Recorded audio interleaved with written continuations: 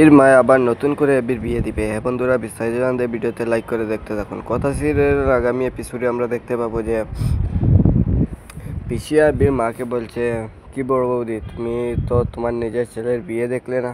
তখন এবির মা বলে, হ্যাঁ বিয়ে দেখিনি তো কী হয়েছে, আমি আবার আমার ছেলের বিয়ে দিব, আমার মতো করে আমি আবার সাজিয়েবো, আবার সবাই আনন্দ করব, আমার মতো সব কিছু করবো, আমার মতো বিয়ে দিব। ঠিক তখনই কথা এটা দেখে বলে যে মায়ের পছন্দ তো আমি নই, তার মানে কথা ওই পাচক মশাইকে অন্য কারোর সাথে বিয়ে দিবে।